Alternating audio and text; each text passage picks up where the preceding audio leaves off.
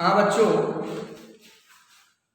अब आप देखिए, आपका पहला अध्याय है अयोध्या सिंह उपाध्याय हरिओ। शीर्षक है पवन दूतिका का छठा छंद है। किताब खोल लीजिए अपने सामने। जाते जाते अगर पथ में क्लांत कोई दिखावे, तो जाके सन्निकट उसकी क्लांतियों को मिटाना। धीरे धीरे परस करके गात उत्ताप खोना, सदगंधों से श्रमित जन को हर्ष तो सा बनाना। देखिए, जाते जाते अगर पथ पर, कवि हरिओ जी कहते हैं कि राधा रानी पवन को दूती बना करके श्री कृष्ण के पास भेजी हैं। वो कहती हैं, जाते जाते अगर पथ पर ए पवन दूती, रास्ते में जाते हुए यदि क्लांता कोई दिखावे, यदि कोई थका हुआ पथिक दिखाई देता है, तो जाके सन्निकट उसकी क्लांतियों को मिटाना। तो हे पवन, तू वहाँ चली जाना, उसके पास चली जाना और उसके दुख को मिटा देना।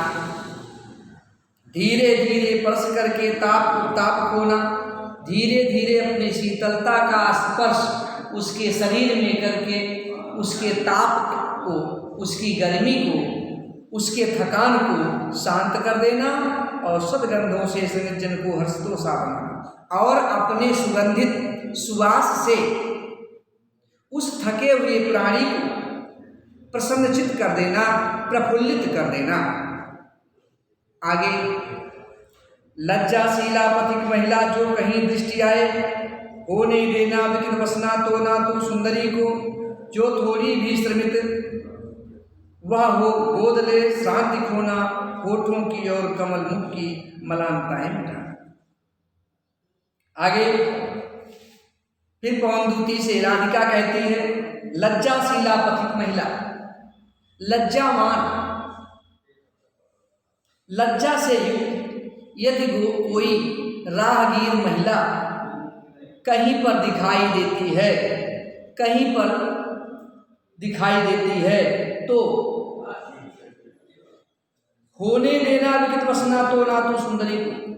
तो तुम उस सुंदर स्त्री को निर्वस्त्र मत होने देना, अर्थात अपने वेग को कम कर देना, नहीं तो उसके शरीर के वस्त्र उड़ेंगे और वो वस्त्रहीन हो जाएगी। यदि कोई लज्जाशील पथिक महिला रास्ते में तुझे कहीं दिखाई देती है, तो उसे उसके वस्त्रों को मत उड़ाना और उस सुंदरी की लज्जा को बचा लेना। थोड़ी भी श्रमिक वह हो, और यदि वो तुम्हें थोड़ी भी थकी हुई दिखाई दे तो गोद ले, तो उसे अपने आगोश में लेकर के उसकी शांति खोना, उसके थकान को दूर कर देना। होठों की और कमल मुख की मलानताएं मिटाना और थकान के कारण उसके सूखे हुए होठ और कमल के समान कुम्हलाए हुए सुंदर मुख, कमल के समान सुंदर मुख जो कुम्हला गए हैं, अपनी शीतलता से उसके होठों और कमल मुख की थकान को, मलिनता को दूर कर देना। कोई क्लांता किसी लम्ना खेत में जो दिखावे, धीरे धीरे परस उसकी क्लांतियों को मिटाना। जाता कोई जलद दिखो व्योम में, तो उसे ला छाया द्वारा सुखित करना तप्त भूतांगना। आगे पुनः राधा पवन दूती से कहती है कि हे पवन दूती, यदि कोई थकी हुई किसान की ललना स्त्री, किसान की कोई स्त्री खेत में काम करती हुई दिखाई दे और कार्य करते करते वह थक गई हो, ऐसा एहसास हो तुझे, तो धीरे धीरे परस उसकी क्लांतियों को मिटाना। तो तू धीरे धीरे उसके पास चली जाना, उसके शरीर से अपनी शीतलता का स्पर्श करते हुए उसके थकान को दूर कर देना। इतना ही नहीं, जाता कोई जलद हो व्योम में तो उसेला, यदि कोई बादल का टुकड़ा आकाश मार्ग से जा रहा हो तो उस बादल के टुकड़े को उसे ला करके छाया करना, छाया द्वारा सूचित करना तप्त भूतांगना, उस बादल से उस थकी हुई भूतांगना स्त्री को के ऊपर छाया करके उसे सुख पहुंचाने का कार्य करना। इस तरह से पवनदूती को राधा समझा रही है। जाते जाते पहुँच मथुरा धाम में उत्सुका हो, न्यारी शोभा बर नगर की देखना मुग्ध होना, तू होवेगी चकित लग के मेरु से मंदिरों को, आभा वाले कलश जिनके दूसरे अर्थ से हैं। जाते जाते मथुरा धाम में, इतना ही नहीं, मथुरा में जाते समय और जब मथुरा नगर में तू पहुंचेगी तो उत्सुक हो जाएगी। क्यों? क्योंकि मथुरा एक ऐसी नगरी है जिसे देख करके लोग उत्सुक हो जाते हैं। न्यारी शोभा, उस मथुरा की सुंदरता बड़ी अनोखी है। बर नगर की, वह श्रेष्ठ नगर के समान दिखाई देता है। उसे देखना, मुग्ध होना, उस मथुरा नगरी को देख करके मुग्ध भी हो जाना, उस पर निछावर भी हो जाना। तू होवेगी चकित लग के मेरु से मंदिरों को, वहां सुमेरु पर्वत के समान बड़े बड़े मंदिरों को देख करके तू चकित हो जाएगी, सुंदर मंदिरों को देख करके चकित हो जाएगी। आभा वाले ग्रह जिसके दूसरे से हैं और अनेक प्रकार से सुंदरता को प्रकट करते हुए बड़े बड़े कलश जो मथुरा के भवन के ऊपर गुंबद पर रखे हुए हैं, वो चमकते हुए ऐसे दिखाई देते हैं कि जैसे दूसरा सूर्य चमक रहा है। देखे पूजा समय मथुरा मंदिरों मध्य जाना, नाना वाद्यों मधुर सुर की मुक्ता को बढ़ाना, कि मुआले के रुचिर तरु के शब्दकारी फलों को धीरे धीरे मधुरों से मुक्त हो बजाना। फिर आगे राधा कहती है पवनदूती, देखे पूजा समय मथुरा मंदिरों मत जाना। ए पवनदूती, तू वहाँ पूजा के समय मथुरा के मंदिरों के बीच में चली जाना, वहाँ देखेगी नाना वाद्यों मधुर सुर से मुक्ता को बढ़ाना। वहां पर अनेक प्रकार के वाद्य यंत्र बज रहे होंगे, तो उसमें उस वाद्य यंत्रों के स्वर में प्रवेश कर जाना और अपने वेग से उसे झंकृत करना, उसकी मोहकता को बढ़ा देना। कि अथवा लेके रुचिर के शब्दकारी फलों को, अथवा सुंदर फल, वृक्ष के फल जो शब्द करते हैं।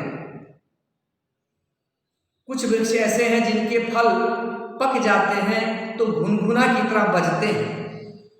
तो राधा वही कहती है, अथवा लेकर के सुंदर वृक्षों के शब्द करने वाले फलों को लेकर के तू चली जाना, धीरे धीरे मधुरों से मुग्ध हो जाना और धीरे धीरे मधुर स्वर से मोहित हो करके उस मंदिर के बीच में उसे बजाना। पवनदूती कहती है कि हे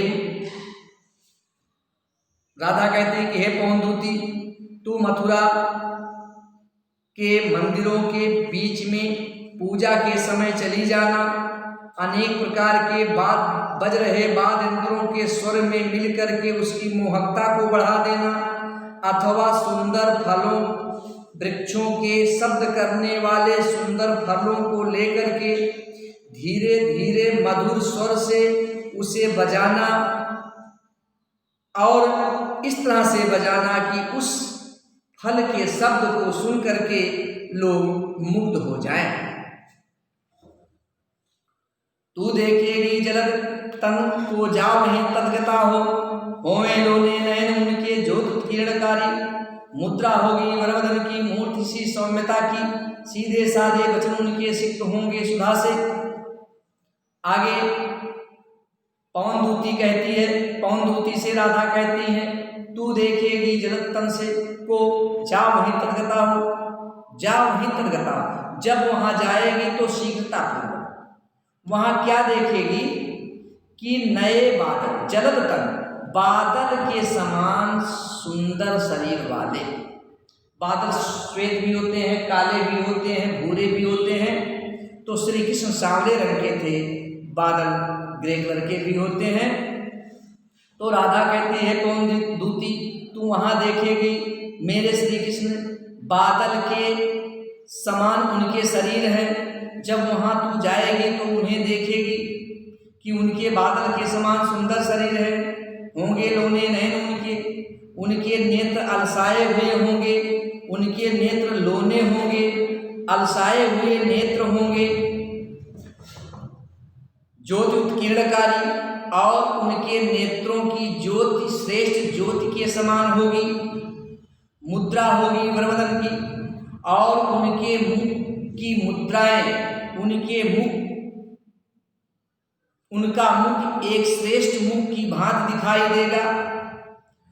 और उनकी सुंदरता मूर्ति सी सौम्यता होगी, और उनके मुख की सुंदरता सौम्यता उसी तरह से होगी जैसे एक चित्रकार मूर्ति की रचना करके उसे सौम्य बना देता है। धीरे सीधे साधे वचन उनके सिक्त होंगे सुधा से, और सीधे साधे वाणी उनके जो निकलेंगे वो अमृत से सने हुए की भांति दिखाई देंगे। धन्यवाद।